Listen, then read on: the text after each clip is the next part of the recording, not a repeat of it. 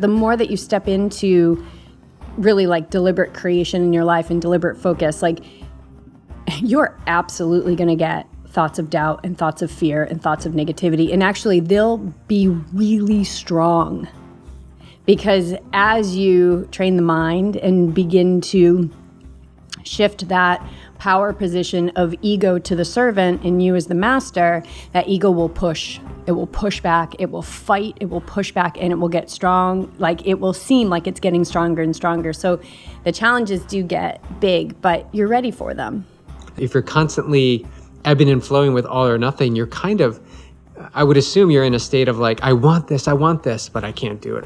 I want this. And so you got this inner turmoil going on, and that's creating stress, a level of stress in your life. So ask yourself if it's something you really want. Maybe it's not something you want. Maybe it's something you think you want. But in reality, you kind of like the way that life is rolling out for you.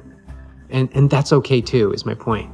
Give yourself a break. Like you don't have to be forcing yourself into a situation that doesn't feel comfortable.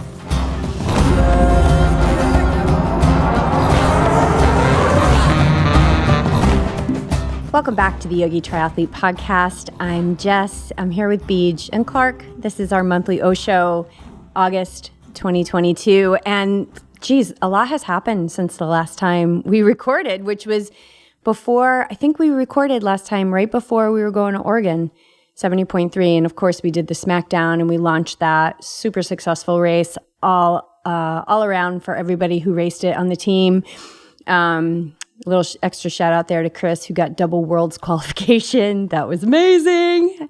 And it's a pretty cool trend right now that's happening. You know, I remember way back when being like, maybe someday we could get hats, you know, like that say Yogi Triathlete. And now it seems that every time the team shows up to an Ironman event, we're getting world's qualifications. It's so beautiful. It's so amazing. And I think it's a testament to the athletes and the team and the ethos of Yogi Triathlete. And, you know, to piggyback on what Ironman says, you know, what we do here at Yogi Triathlete is we really assist you in getting in touch with that energy where anything is possible. Yeah, that commitment to belief. You know, you believe it can happen. And I think the same thing with Yogi Triathlete. It's just patience. Oh. You know, you got to keep watering it, the seeds, keep watering the seeds, keep watering the seeds. Some plants grow faster than other plants.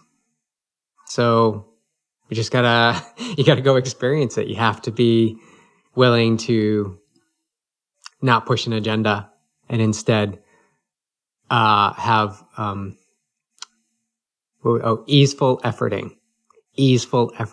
Continually moving forward, but easing your way through it. It doesn't have to be that grit.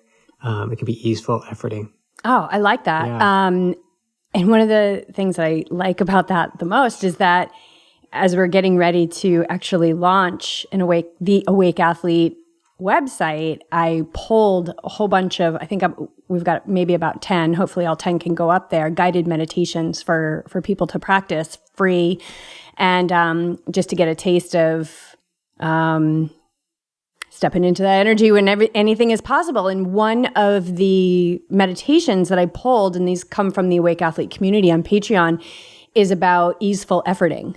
Yeah. Did you actually say that? Yeah. I can't remember the exact name of it, but it's...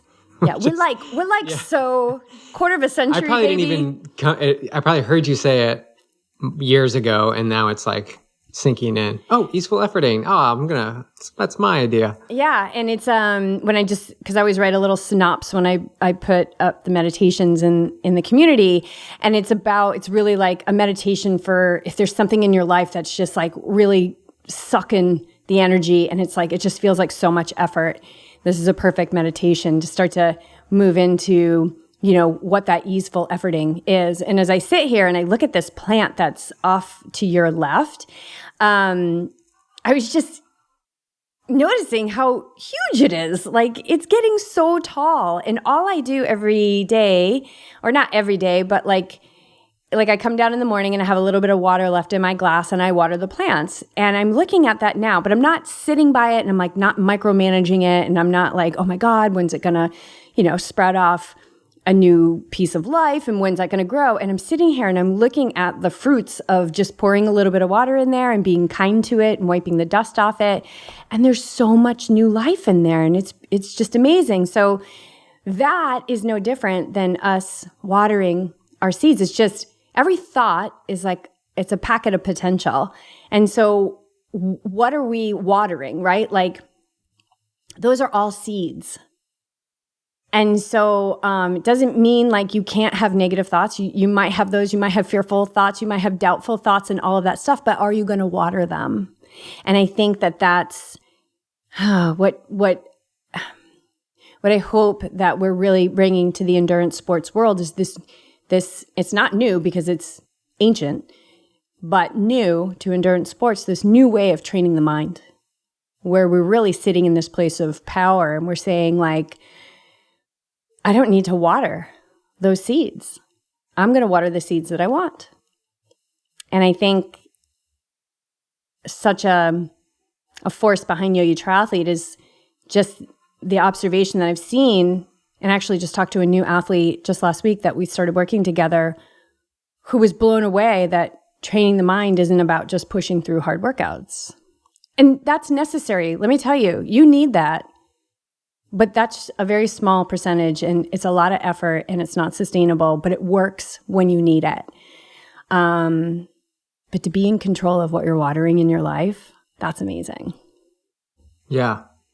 Purposefully watering those seeds that you want and not watering the seeds that you don't.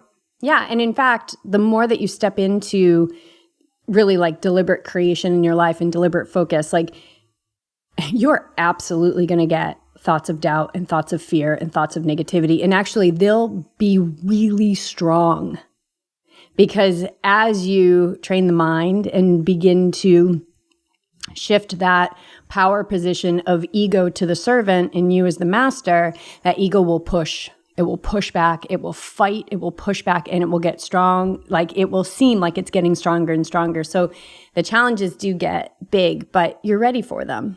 And this is why your default needs to be really rewired. Your default needs to be the baseline, meaning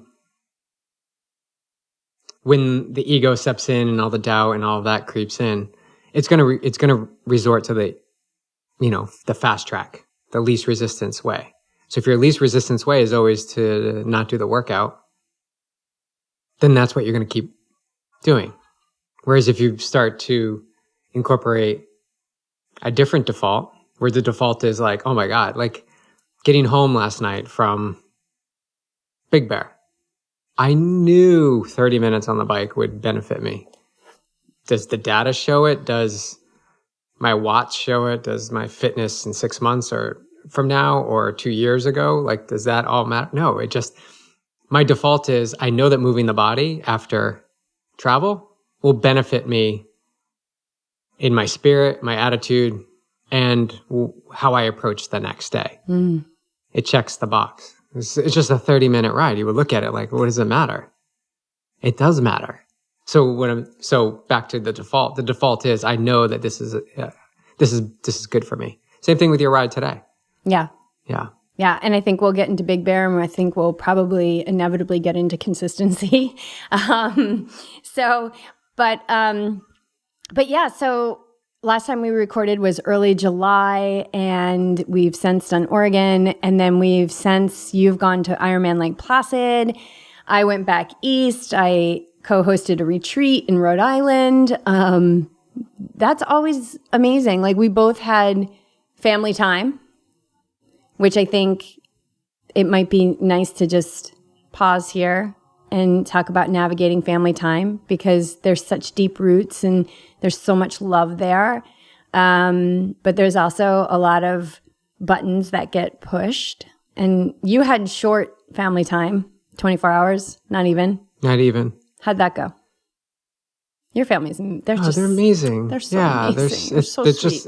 It's a family that is like just gives, just gives and gives and gives of themselves in every facet of the word.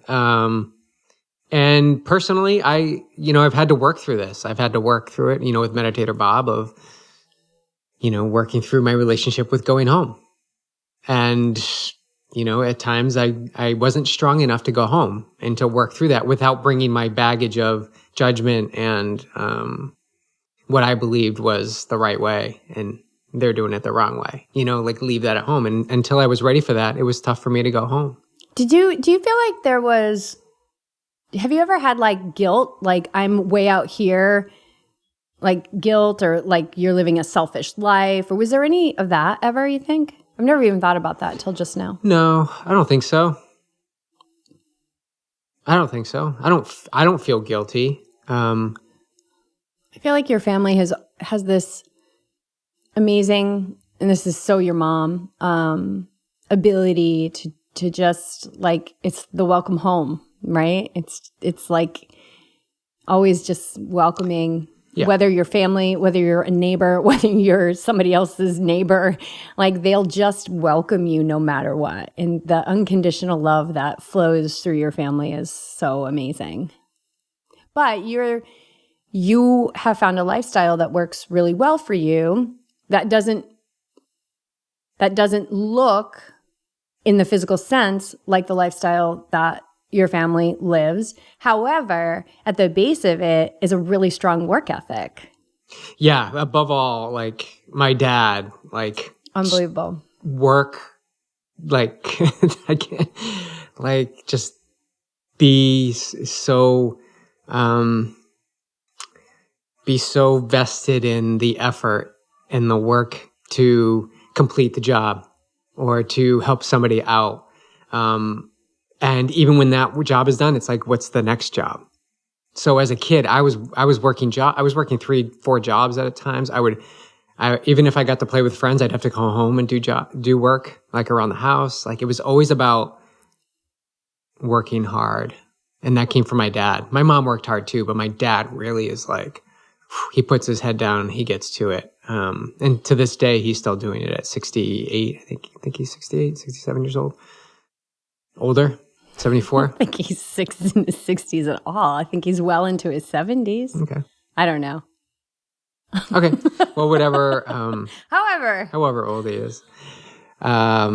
He still works hard. That means he's like 18 years older than you. No, that would be we should know I should not do math. But yeah, maybe he is. I think he's 70 in his 70s. Yeah. But he works hard to this day. He's actually redoing the front porch of our house, which is no shock. Just because. But yeah, so, I did take a different path. And I think it weighed on me because I saw how much there is of the world to see, and I wanted the rest of my family to see it too. And when that didn't happen, I felt like I got to keep pushing the agenda. Like, I'm doing it the right way. You guys are doing it the wrong way. And until I got to that point where I could just leave that at home, leave it here, and I can just go home and be in appreciation and love and contentment with who they are, then things shifted. And that's what I've done actually the past 2 times. So yeah, it was a quick trip. I wasn't even going to go see them, to be honest. Like I was going to fly into Boston and then get to Placid, just zoom down. But my family is an hour south of Boston. So this is so amazing. Quick story. My youngest brother picks me up at 5:00 in the morning, all the way from Portsmouth, Rhode Island.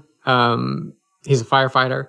Picks me up, brings me to my dad's house. I stay with my dad for a bit. He drives me down to go see my other brother who's working in Newport at a shipyard. So I got to see that brother. And then we drove to see my niece and nephew. And then we drove back to my dad's, and my other brother came in from Fall River with his kids. And so I got to see all my family except my sister up in New Hampshire. And then the following morning, the other brother in Fall River, drove me to go meet Billy Hafferty up in Newton, Mass, to go take a yoga class at 6 a.m. So we had to wake up and leave at 4:30. And he did it. So this just shows you how committed they are to, whatever it is, whatever you ask, they will provide. Selfless service. Yeah. They're a total selfless service. Yeah. They're so amazing. Beautiful family I have. Yeah. So it was a great trip. 24 hours was great. And then went to Placid. And that was an unbelievable experience. Did you I was like, did you even sleep? No, not really. You came home, you just looked like you had been like at an all-nighter for like 4 days. Well, that's where it started, right? Because I did the overnight, the red-eye flight, and then I didn't get much sleep that night before yoga, and then I had the full day of travel to Placid with Billy, and then I was excited to see everyone, and then once I'm at a race like that, forget about it. I'm so juiced. I love the energy, the vibe. I love meeting people. I love being with the team, training. And I think I swam every day. I just wore my bathing suit under my shorts the whole time so I could jump in the lake at any time. Yeah, it was a really good experience. Great to see Chris complete his first Ironman and Daniel crush another race, just put his head down and had a really strong day. And we had a couple of friends there that were pros and they both got paydays, which is amazing. Yep, Alex Watt. and Troy. Who you've been training with. She's one of Hillary Biscay's athletes. And Troy.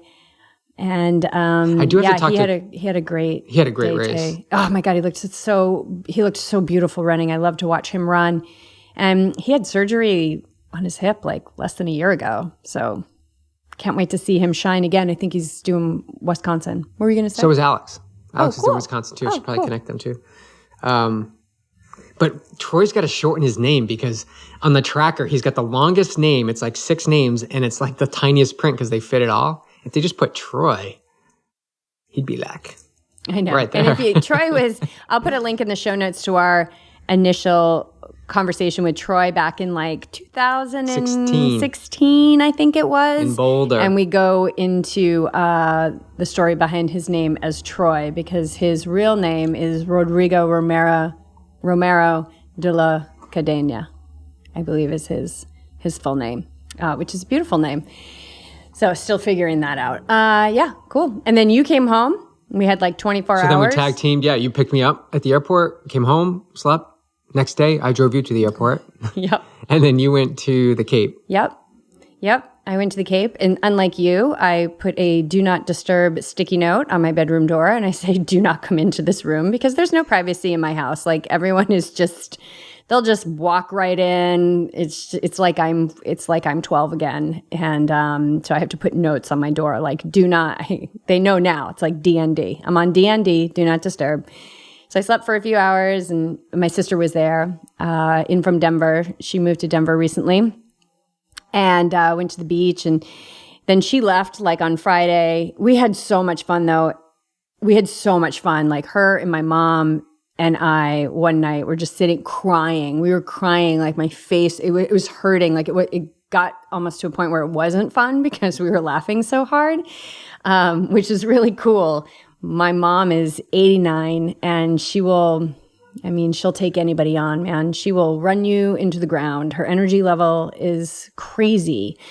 And you literally, if you go and you stay there, you have to beg her to go to bed. Like, meaning, I'm like, Mom, please, I just want to go to bed. And like, she's up and she's watching Shark Tank and she's like ready to roll. And she's like getting out the Klondike bars and all this other stuff. And I'm like, Mom, I don't want that. It's not vegan. She's like, really? It's vegan. She tried to feed me a couple things that weren't vegan. And then I think she thinks that she is more vegan than she is. But as she reminded me several times, at 89 years old, she can do whatever she wants. And drinking wine every night is one of those things. So we had a good time, but it was there was a lot of shark things going on. So it was like a lot of Shark Tank to the point where I started dreaming about Mark Cuban's face, and just really disruptive. Oh, is he the host of it? He's one of the. You've never watched Shark Tank? I've never watched it. Well, it's all these like big time like entrepreneur people, and then people go on and they're like, they call them sharks. Like, hey, sharks, I've got this, blah blah blah product, and it's going to hit the market, and then they're looking for investments, and so I think there's like 5 or 6 of them. My mother freaking loves that show. And so, but it's like, there was one night where I think we watched 5 episodes and my eyes were like bugging out and I'm like trying to go to bed. And of course, the television is huge and the volume is like cranked, and I'm like trying to go to sleep. And I don't have that kind of stimulus in my life before I go to bed. And so it was a lot. There's some disruptive sleep. But I would get up every morning, set my alarm, and get up every morning, and I would get my meditation in and start the day clear. And the goal was just to be in service. So we had Shark Tank, but it was also Shark Week. And so when my mom wasn't watching Shark Tank, my dad was watching Shark Week. And so there was a lot of shark energy. And it was good that when I got home, we got right back into the ocean. I was like, I'm just going to get into the ocean, even though my dad, again, volume super high, huge television, great white sharks everywhere. The whole time, like I was there for a week. And then when it wasn't Shark Tank, it was like the big Al-Qaeda kill that happened, like the terrorists that they took down, and oh my gosh. So needless to say, I was doing some technique while I was there, and I love my parents. They are awesome and fiery and controlling and fun, and they're a handful. But it was a good trip. And then travel and then you had your retreat with the girls? Yeah, and then we had a one-day retreat. A couple people from the team came, Mira and Brendan. That was incredible. I think we had about 8 people there that were with us in Costa Rica, and they were just coming together to, reconnect and, dive back in, and just so cool. It was amazing. And there's anybody who's in Rhode Island or Mass area, new vegan restaurant in Bristol, Rhode Island called Foglia. Oh, it's so delicious. And they actually catered the event. And then Megan and Valerie and I went there for dinner that night, and we met the chef, and just really amazing. So yeah, that was good. And then I got home, and I think like 2 days later, I had like a PTSD attack. Yeah. From like, all of a sudden I was like feeling all this overwhelm. Whew. And so, like I said at the beginning, you're not going to be immune to this just because you start on this path to be like, hey, I'm going to be in control of my mind. So you just got to allow it, right? The easeful efforting, just allowing myself to feel that way. And it's just about a day or so. I didn't even think it lasted a full day. But just this unbelievable, like I could feel this like crazy, like panic, like overwhelm. It was terrible. It was a terrible feeling.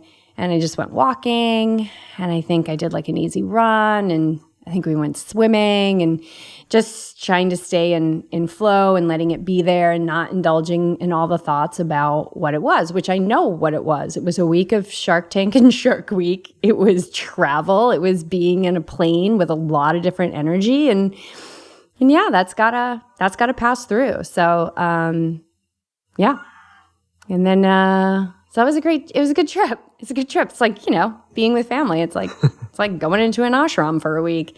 But make no mistake, I love my family very much. My brother was there, and I typically end up laughing my face off with him as well. He's hysterical. So it's a good crew, really good crew. Yeah. Hey, before we also get into deep into this podcast, I want to just give a shout out to our Patreon community. Do you want to speak to that?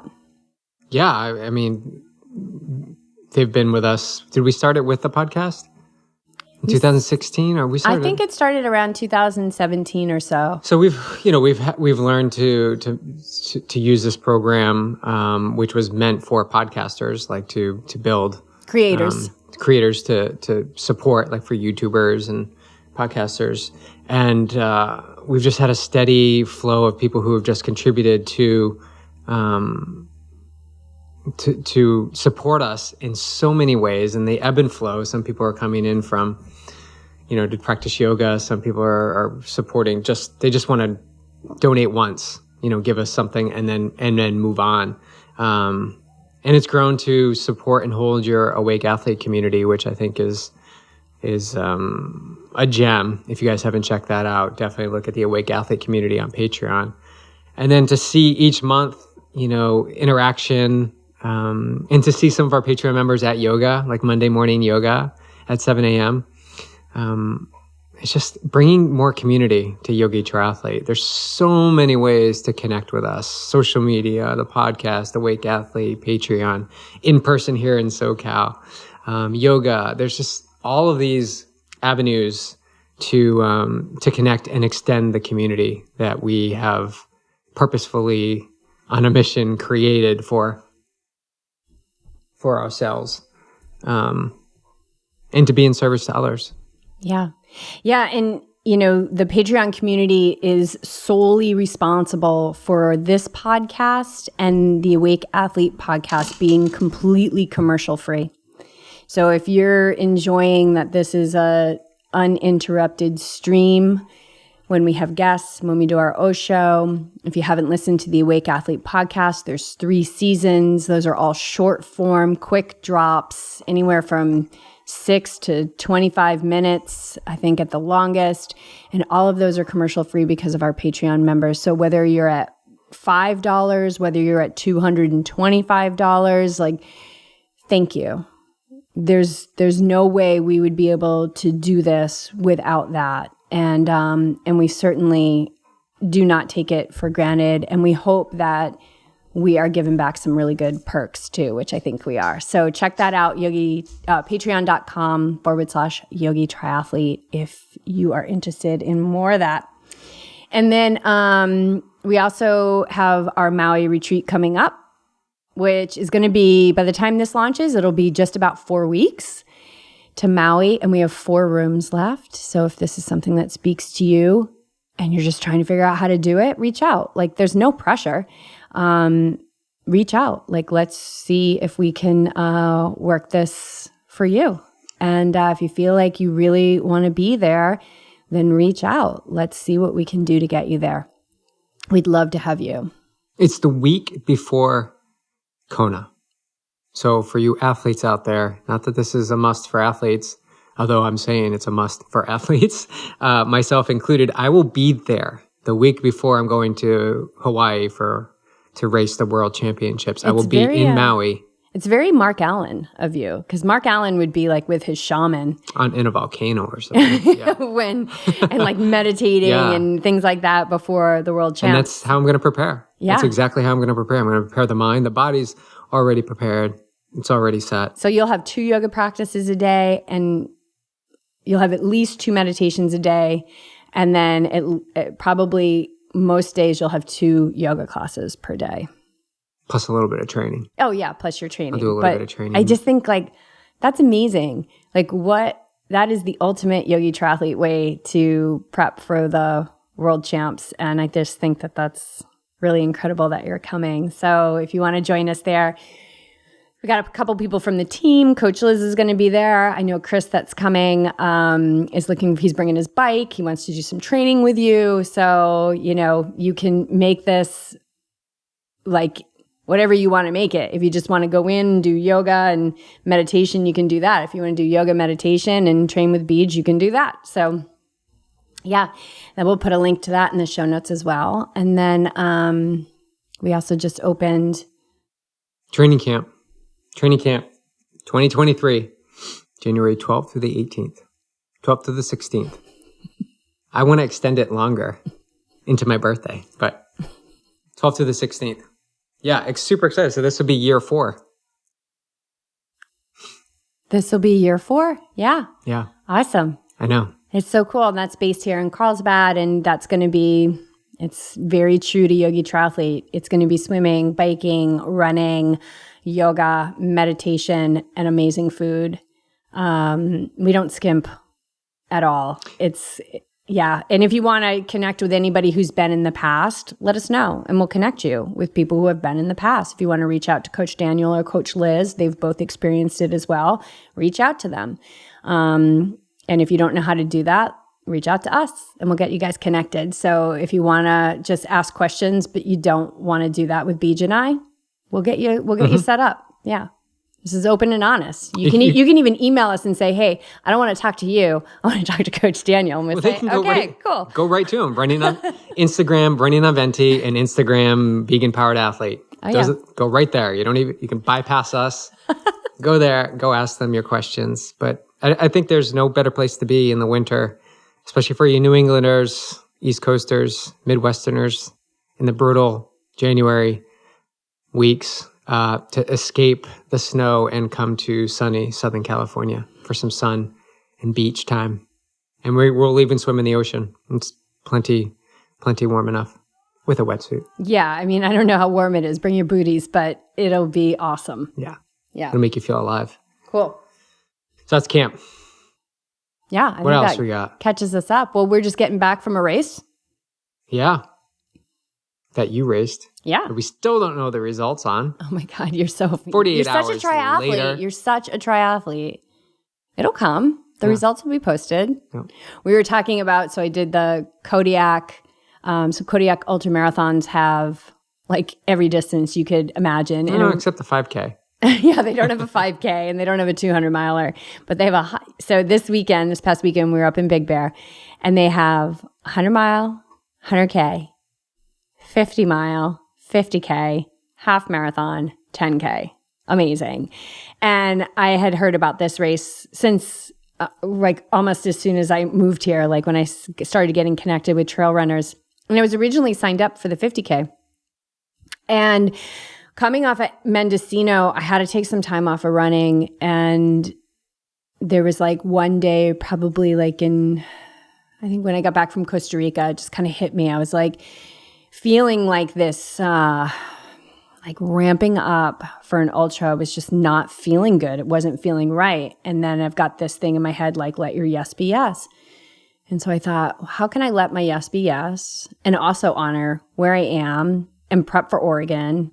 And also I want to do well in Santa Cruz, which is 3 weeks after this, 50K that I was signed up for. And I think it was like June or so, I got on the website and I saw that there was a half marathon and I was like, okay, that's an option. But I just left it there. I just knew that's just an option. Stay focused on Oregon. And I could feel that part of my mind that just wanted to make the switch so I could feel that relief, like, oh, but I just let it sit. And I just stayed focused on Oregon. And I said, just see how you feel after Oregon. And there were so many times I wanted to talk to you about it. And I was like, just stay focused on Oregon. Just stay focused.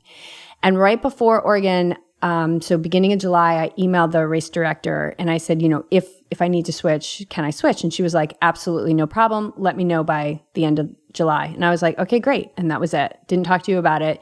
Just stayed focused on Oregon.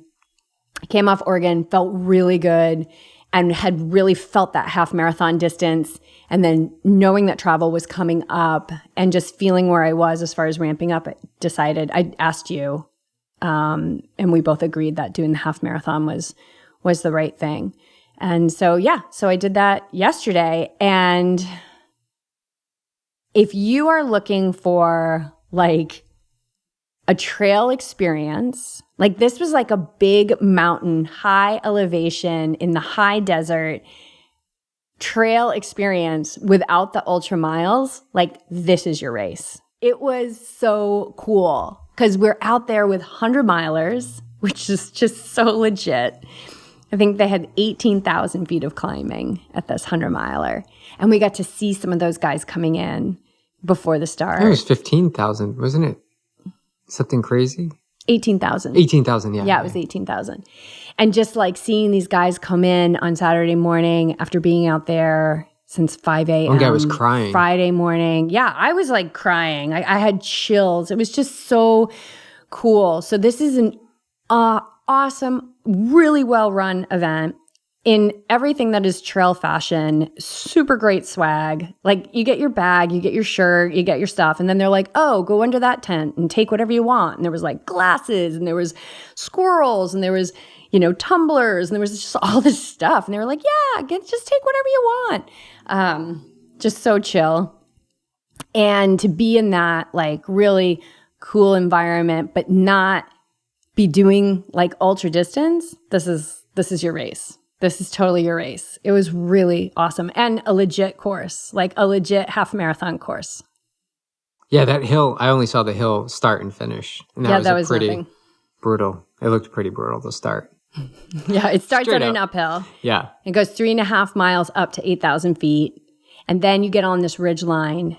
And it's like, remember the dots up in Netherlands that we used to mountain bike? And it was just like really curvy and amazing, like dirt and pine needles. That's how that trail was up top. It was like you were on a racetrack. It was so fun. It was a little bit of a mind bender though, because I kept having to remind myself like, because it's this big mountain race. You're at high elevation, but I'm not running an ultra. So I was like, oh yeah, like you need to keep pushing because you only have 7 miles left. Like you don't have 27 miles left. Like you have 7 miles. Like you got to go, girl. Like get it done. How was the elevation? Did that affect you at all? We talked a little bit about it, but so using we live at 33 feet. Yeah, we live at 33 feet. And so the first thing I notice when I go to like high desert type places like that is just my body goes into like, I just was super stuffed up. I was sneezing, like 24 hours of like relentless. And then finally I was like, we got to find a Walgreens. Like I gotta do something. So we went to Walgreens and I got like a nasal spray because I was just like, oh, like, I don't know if I want to take a pill. And it was just a very overwhelming experience to see the selection of allergy remedies. And this was great. So I got this like nasal thing and that cleared it up and I was fine. So that was the first thing I noticed. Anytime I go to elevation and it's dry. So when we were in Bryce, anytime we go to St. George, because I think Big Bear's at about 6,500, 6,600 feet. And then, so we started on the hill and I started running very, very slow and easy. And then all of a sudden you just feel it, right? Like you're like, whoa, like you feel like you take the air in, but it's very thin. And so I was like, okay, walk. Because I knew that my success yesterday was going to be all about the first 3.5 miles and pacing that. And I saw people were just running by me and they were running by me and they were huffing and puffing and they were doing exactly what I did in Mendocino at the Mendocino 50K when the wheels fell off at mile 10. They did exactly what I did, was like they got their heart rate way too high and they just, I fell apart up in Mendocino. But then once I started hiking, it was really cool going up. So once you go up that road, you take a left, you go down a little bit, and then you hit the trail, and it's just like up. You get a lot of elevation quick. And there were people running, and I was hiking. And I was hiking at like a 14-minute mile, which is actually pretty fast. And I was passing them. And they were huffing and puffing, and I wasn't. And I was like, okay, like that's just confirmation, like I'm doing the right thing. I'm doing the right thing. And I kept asking myself, is this smart? Yes. Is this smart? Yes. Is this smart? Yes. Are you going too easy? No. And I kept looking at and I didn't let my heart rate get over like 162 on that climb. And Which is what for you? Like Z4? High Z3. Yeah, I mean, it said the hold. 90% of the time I was at threshold, which according to Koros is 155 to 173. Well, also you're at elevation. But I knew that there's an effort. Yeah. So it's going to boost up, in my opinion, 5 to 10 beats. Okay. Yeah. And I was just feeling my breath. I was completely under control. My breath was completely under control. I wasn't doing that at all. And then it just hit me. I was like, oh my God, this is Palomar Mountain. Like I felt my glutes and I was like, this is Palomar Mountain. Like it was just steady. Like I didn't have to slow down. It was just like everything was turned on and my body was like, yeah, this is Palomar. This is what we do on Saturdays. Like we climb 11 miles straight, relentless, and it's fine. And then whenever there was a time where it went flat and my heart rate would drop into like the 150s, I would run. And when I ran, I could run at a good pace. So I was like, this is awesome. And then I would say once I got to the ridge and I started to push it, God, it was so fun. I just felt like a kid up there. There was a couple times where I was like, whoa, whoa, I might pass out. But I just kept going. It was fine. So elevation, those are kind of the 2 times that I felt it. Yeah. I went for just a run around the neighborhood where we were, and a minute in, I already felt it. And I was just doing an easy run. Well, you did a 14-mile run. Yeah, but I was a minute in. You did more than I did at the race. But this is the parallel I want to draw to your experience and mine is, even though we felt that, I don't give it a lot of attention. Like I understand I'm going to feel this, like I feel this kind of swirliness. Just you said it well. I think you just felt a little bit off, or like heightened awareness. Yeah, I almost felt like I had like a caffeine high. Yeah. Like a little bit like, woof, Yeah. whoa, don't really feel 100% in control. But then it settles down is my point. It doesn't become the focus. It's not like, oh my God, I'm not gonna be able to do my run. I'm gonna hyperventilate. I just gotta, stop. It's just working with that feeling. The surprising thing is when we lived in Boulder, I never felt that. Like I don't recall ever feeling that when we transitioned into living in Boulder. Right, because we were gym rats then. Yeah. You weren't a triathlete yet. No, but even when I started to run and stuff, I don't really feel like I was. Anyway, the point is, I feel in my mind I've locked that in where it's not going to affect me too much. So you didn't let it affect you. This whole your eyes and sneezing and blowing your nose and all of that wasn't derailing you into what experience you would have on the following day for race day. You just kept moving from what's the next thing I need to do? Yeah, like I got the peppermint oil and I was taking big sniffs of that and I was like, well, that's not really working. But I was just kind of like, I don't know, just kind of enamored with watching how my body reacts and responds and figures it out for itself. But then finally I was like, I think I'm going to go to Walgreens. There's some drugs out there that might clear up these symptoms. And so, and because I don't put any of that stuff in my body, I knew that it wasn't going to take much and that it would just like clear up. But no, I don't get caught up in, I didn't even know what the elevation was, I think, until we were driving up there. I was like, how high is Big Bear? And I'm not saying like disregard it. I knew I was going to be at elevation, but I also knew that a big part of this was going to be nutrition. Right. Yeah. You really focused on that. Yeah. And using the right stuff also. Not just the right stuff, but. Yeah, the right stuff and using the right stuff. That stuff just continues to prove everything that it says in the pamphlet. For my experience, another race where typically I would have a pounding headache after a trail race, especially at elevation. I had none of that again. Like that's crazy. Not crazy. It's awesome. So I knew that nutrition was going to be huge, and I wanted to also focus on getting in about 100 calories more than I normally do at a race. And I knew because it was a half marathon that I would be pushing an effort, and I wanted to see how my body responded to putting in more calories. So I did all of that. What did you take in? Okay. Give me a rough.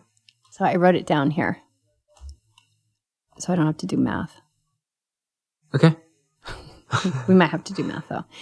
So I took in, so that morning I had applesauce, banana, scoop of protein powder, and then 24 ounces of GU-Roctane with a right stuff in it.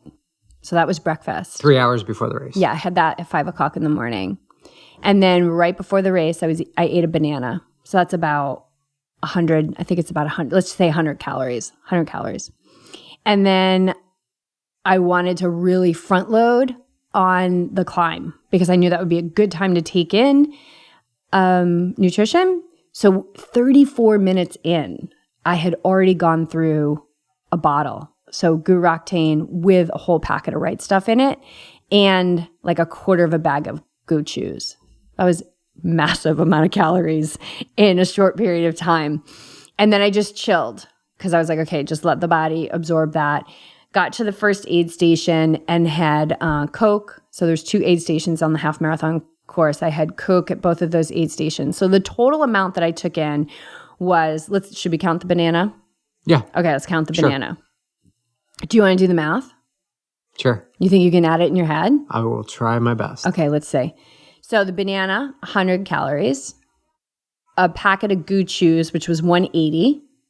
3 bottles of Roctane, which was 750. 2, I would say 6 ounces of Coke, which I looked up is about 120 calories total. And that's it. And then 3 packets of right stuff, which is not calories. That's more sodium, so I have electrolytes. 1150 in my head. Yeah. So, and the race took me 2 hours and 40 minutes. So let's say 1150.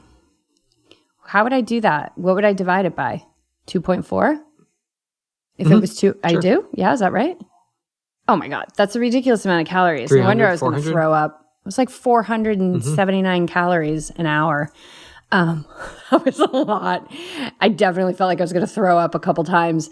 Those goo chews, I took them on my ride today and I was like, no, not ready yet. Not ready for the blueberry pomegranate goo chews.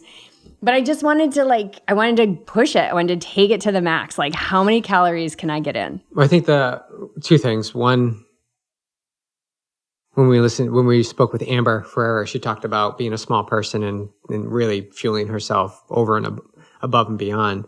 And really planting the seeds, because we've already had people comment about that podcast about, whoa, she really took in that much. Second is doing that at intensity, which you did. So not just taking in it during a long ride or a long run where you're at an easy pace, cruising along, but actually use this stuff and see how your body interacts with it and digests it while you're putting it under stress. Yeah. Race pace stress. How does that work out? That's where you're truly going to know what's going to happen on race day. I think the goo chews were that's what was putting me The over goo the chews edge. are similar to what you used when you did Coeur d'Alene with the margarita blocks from Cliff. And it didn't go well. So I know. I wouldn't incorporate those. I didn't take any gels. I think I could have gone. I wouldn't do goo chews. I could have done really well with what I had minus the goo chews. Yeah. And that would have been what? That would have been 180 calories left. That still would have been fine. I would have said take the liquid ones. What is it called? Oh, the liquid energy. The liquid energy. Yeah. I would say take one of those instead. Yeah. But I purposefully was like, all right, let's just see. I kind of knew that was going to put me over the edge. But now you know, that's what a great however experience.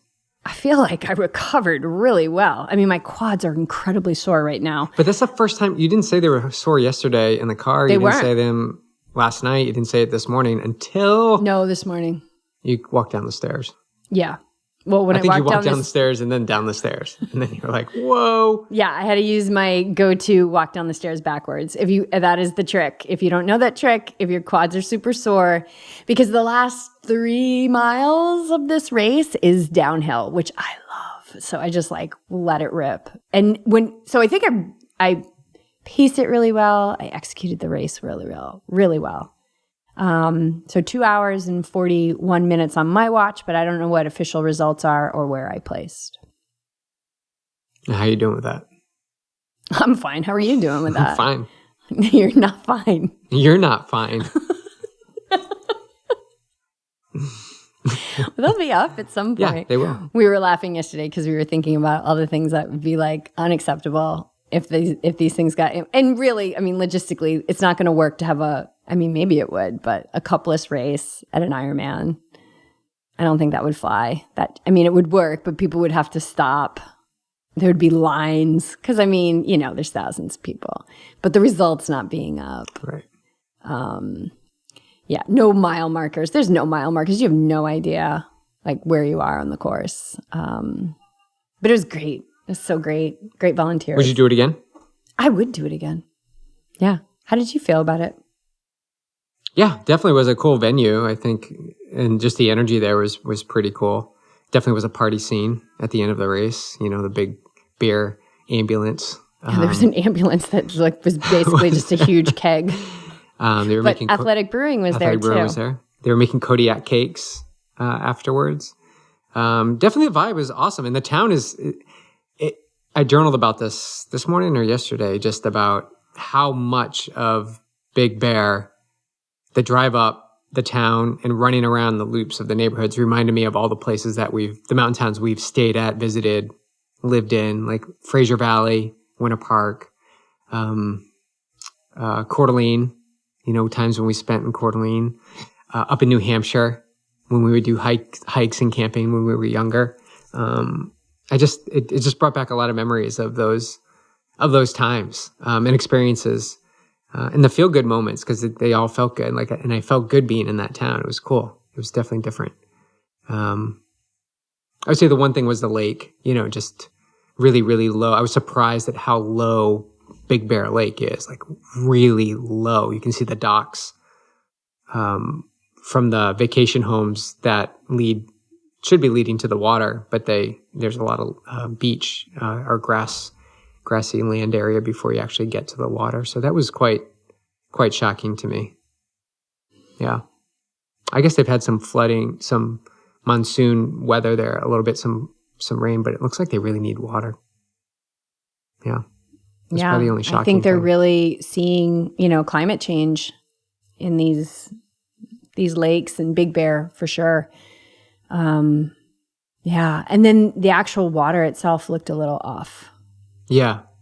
Well, I'm assuming because there's less of it to disperse what's ever in it. When you bring it down to less water, that everything gets more concentrated.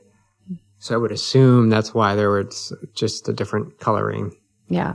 I mean, it wasn't stopping people the party boats were out. They have a party boat. Yeah. Party time. And we found a cool place to get a smoothie afterwards, which was great. We actually stayed in a really cool place too. This little tiny cabin, tiny house. I had some people reach out after I posted that photo asking what it was like to live in a tiny house. And we haven't lived in, but we've rented tiny spaces all along our journey across the country. And I think a big element of it is just having less. If you have less in your life, like you live with minimal stuff, then to go and live in a space with your significant other and 70-pound dog isn't really a big deal. Like you really make good use of space.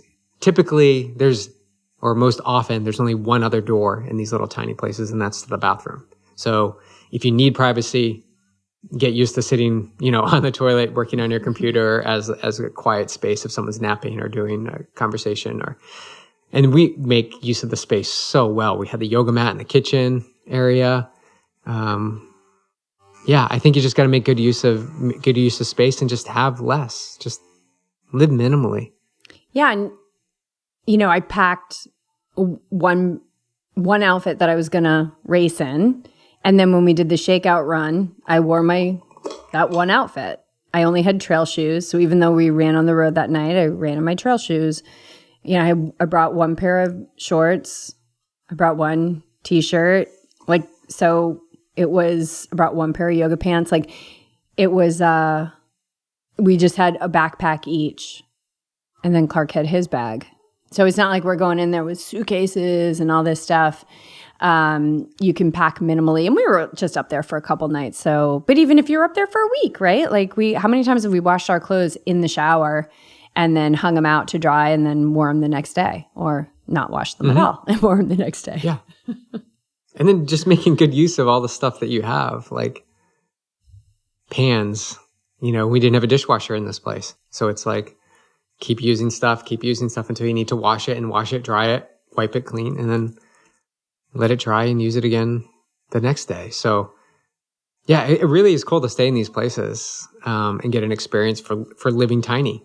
I think even us who I would say we do a good job at it can even get better at it. I brought too many clothes for sure myself. I probably brought half my wardrobe. I have a small wardrobe. But it's just, do you really need all these things? And you don't. You really don't. No, and even the way I packed nutrition was I calculated how much I was going to need, and I scooped out the Roctane, put it in Ziploc bags, and then I went through all of that. So it was the nutrition bag was pretty much empty, except for the couple gels that I didn't take on the race. So it's not like we were lugging up all these big containers. We just kept it really minimal. We knew the place was going to be small. It was tiny, but I didn't feel cramped. No, the layout was really well. Yeah. Yeah. It was good. So I know you wanted to talk a little bit about consistency. Well, yeah. Do we have time for that? Yeah. I think it's the cornerstone of being a successful athlete is this consistency. And I know it's something we have mentioned before, but what sparked it in this particular instance is you being able to jump into a half trail marathon and still be able to crush it without actually running a ton of trail miles and running 13 miles or 14 miles at a time. And being able to go out the next day after this race and bike for 3 hours as recovery. So that's only possible. There's a few things at play: diet, stress,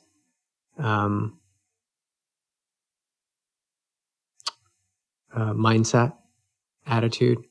But I really feel when you're consistent, like you're consistent in the training, no matter what it is, you can sort of jump, you can't sort of, you are capable of jumping into any type of race that you feel compelled to participate in. Like this ebb and flow of you just, the week leading up and what was on paper would not say you're going to be able to run super strong on the trail. So someone would look at that and be like, well, you haven't really been running trails.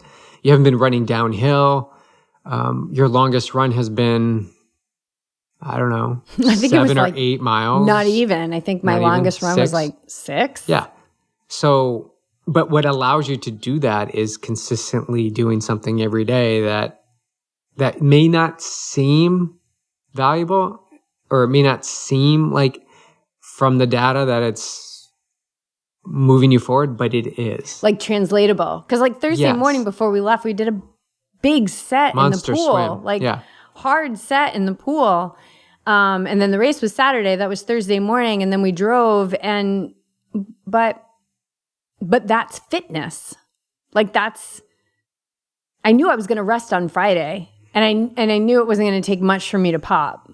And you knew that you trusted that the swim was exactly what you needed, not just for the race on Saturday, but for Santa Cruz, and because we're driving in a car for a few hours. Like you knew that this swim had a purpose behind it. So you didn't get caught up in, well, I need to save my energy for the race on Saturday. Like I'm not going to do a swim. I'm just going to save it for race day.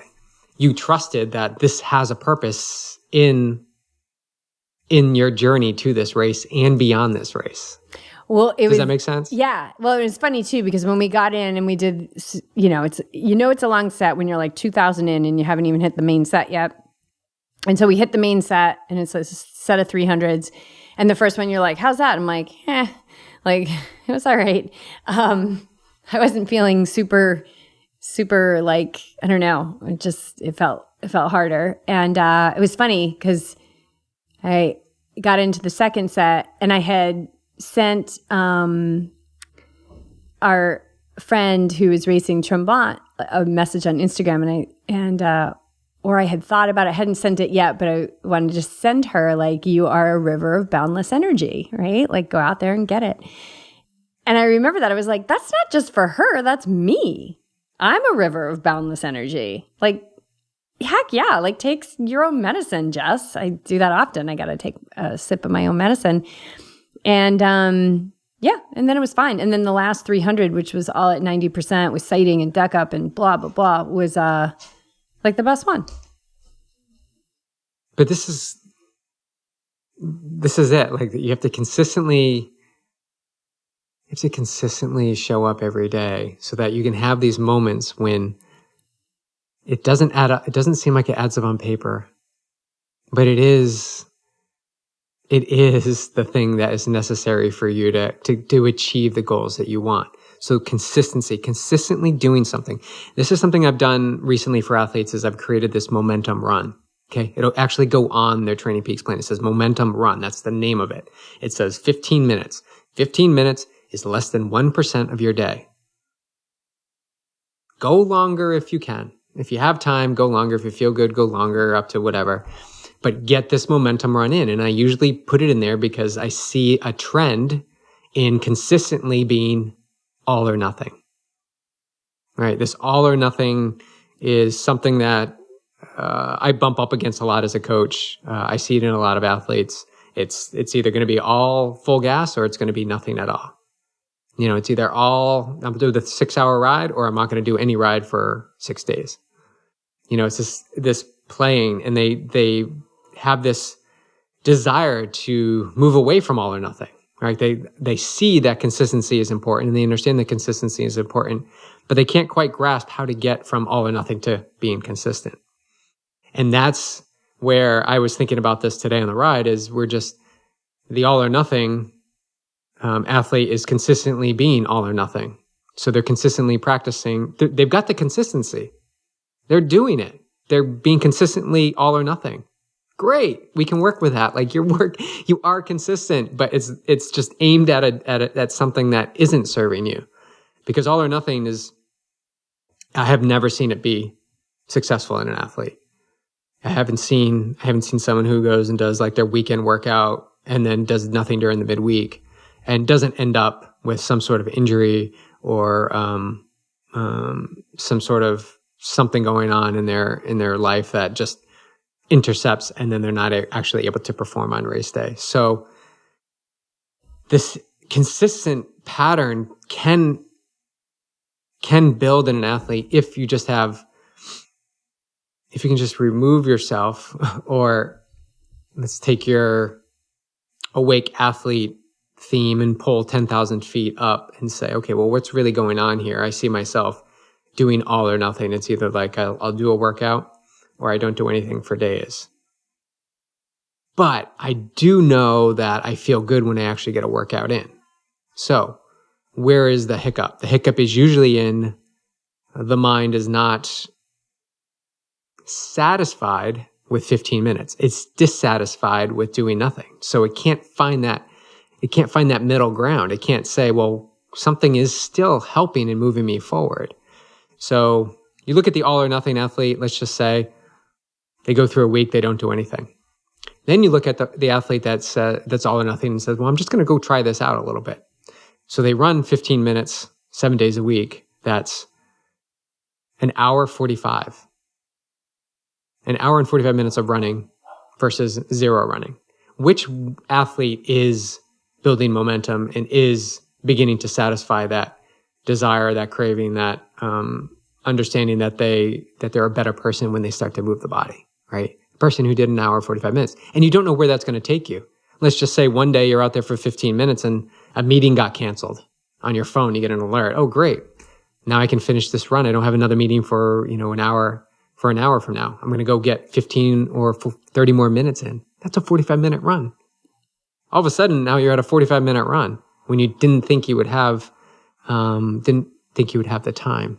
And I think time is a constraint in this all or nothing situation too. But what's your take on what I just explained? No, it's true. And the only time because a lot of people do come to us when they come and they say, I'm all or nothing and I want to be more consistent. Like that's one of the goals when we get the intake. I want to be more consistent. But the only time you can be consistent is when you're right up in front of that habit. Yes. It's right there, that habit that says, I'm not going to do it, and you do it.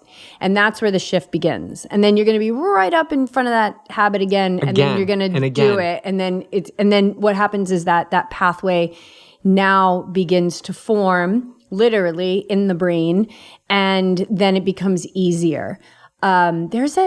There's an episode in season 3 of Awake Athlete. I can't remember which one it is. I'll put a link in the show notes. But it's kind of like we're masters of habit. Like we don't need to read books about understanding habit. Like we're already masters of a habit.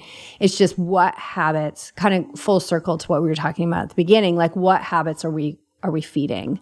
And so you got to interrupt those patterns that no longer serve you. And then if you're working in an office, like I just had this thought when you were like, oh, I have an hour, like I don't have a meeting for an hour.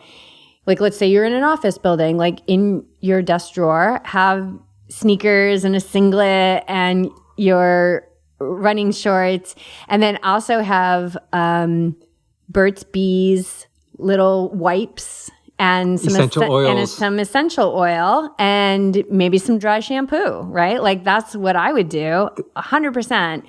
A little dry shampoo if your hair gets sweaty or oily, and then some peppermint and lavender, maybe lemon for that super fresh smell, and then those Burt's Bees wipes. Like that's a shower, baby. That's better than a shower, because also your immune system is going to build because you're rewilding a little bit because you're not washing everything off.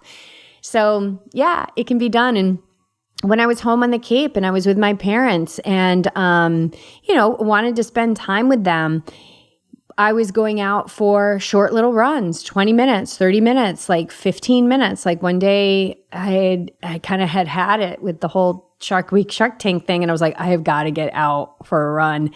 And I went out and I was just humid, 6 p.m. I go out running. on Cape Cod. Like I got swarmed by mosquitoes. Like I was batting them away and I could feel like there was like 50 in my hand when I was batting them away. And I was just like, I intend no harm. Like I didn't want to harm any of them. And I lasted about 15 minutes, but I came back and I was like, all right, that was 15 minutes. Like 15 minutes. It's amazing. And I think I got like my long run in that week and it was 5 miles. And so all of those things added up to the success that I had yesterday. So it does matter. And that 30-minute ride that you did last night when you came home, that did matter. And today I had a 3-hour recovery ride along the coast and it was magnificent. Like I think my heart rate was like under 120, 115. A lot of times it was like 107. It was so awesome. And I was just going super easy.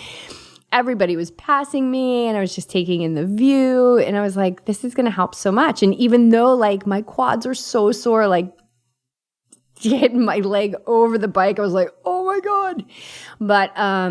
But yeah, like all of that is going to pay massive dividends when it comes to race day. When it comes to Santa Cruz, and the reason why is your legs were already taxed. So why would you want to go out and ride and put more stress on them? So you're going to get enough stress just from riding easy for 3 hours.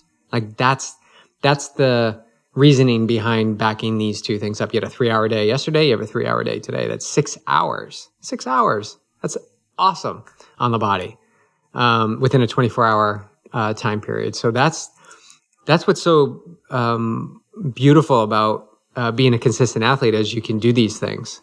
And I think that's back to your, when you address the intake form, like that's what we see a lot from athletes. It's like they have this ebb and flow, and I most times it comes to injury. Ebb and flow will bring injury because you go too hard or you go too short too quickly, or too long too quickly, and then you're working through body sensations. So when you're able to be consistent, you can continually train and do stuff every day, and then slightly raise the bar and then lower it. Slightly raise the bar. Raise the bar meaning put some intensity in there and then adapt. Put some intensity in and then adapt. And then you get to the point where you get several sessions during the week where you can begin to sprinkle in intensity and make big improvements in your performance. But you got to get that solid foundation of consistency so that you're durable and your default is consistency. Your default is consistency. I remember when I worked in my corporate job, I always had my running stuff with me. Every day I had my running stuff and my yoga stuff with me every day. If I got out early, I'd be able to shoot up to your class and take your yoga class. So I always had that stuff with me all the time. And I always took a lot of essential oil showers when first thing in the morning, like to get into work. That's all you need. With some warm water, and you put some peppermint and lavender and just rub your whole body and then get some yummy lotion. Like, that's amazing. And Josh, if you're listening to this, you were behind me when I was at my standing desk. You got the brunt of the essential peppermint oil always. But you benefited from it. I'm sure you did. That's awesome. But yeah, the consistency, well, this just snowballs. I know we got to wrap this up. But it really gets, I like the deeper meaning of all of this consistency, because then you start to realize an athlete, is this what you want to be doing? Like really, it really opens up that question of like, is this really what I want? Like, do I want to be that athlete that works out all the time and, doesn't get injured and feels good and feels joyful and energetic, and get real with yourself? Because if you're constantly ebbing and flowing with all or nothing, you're kind of, I would assume you're in a state of like, I want this, but I can't do it. I want this. And so you got this inner turmoil going on, and that's creating stress, a level of stress in your life. So ask yourself if it's something you really want. Maybe it's not something you want. Maybe it's something you think you want. But in reality, you kind of like the way that life is rolling out for you. And that's okay too, is my point. Give yourself a break. Like, you don't have to be forcing yourself into a situation that doesn't feel comfortable. Does that make sense? Like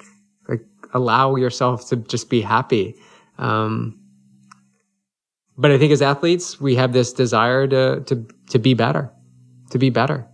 And a lot of times we're the ones holding ourselves back. Yeah. Through our actions and habits. Well, 100% of the time. Yeah. Yeah. I mean, I've lived that too, right? It's weird. It's like when you're trying to change something like that and you butt up right up against like who it is that you really want to be.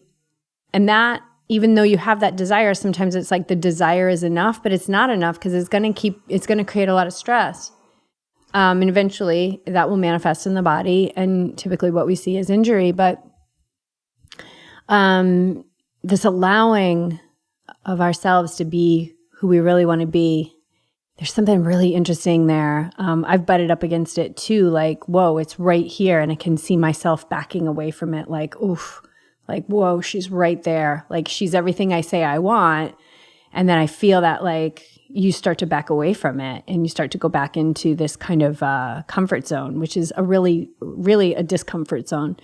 So, you know, I know I can speak to that. So, you know, again, like reach out anytime, you guys. We're happy to walk through this life with you, and it doesn't have to be a one-sided conversation. We'd love to have it be more than that. So, but if you're interested in like a deep dive, then come to camp or come to Maui or come see us at a race. We'll be in Kona, we'll be in St. George, and we'll be in Arizona. In Santa Cruz. Oh, in Santa Cruz. Yeah, I've been talking about that. Yeah. All right. Yeah, I think we covered that. Great. Awesome. Very cool. Okay. Take us out. Bye for now.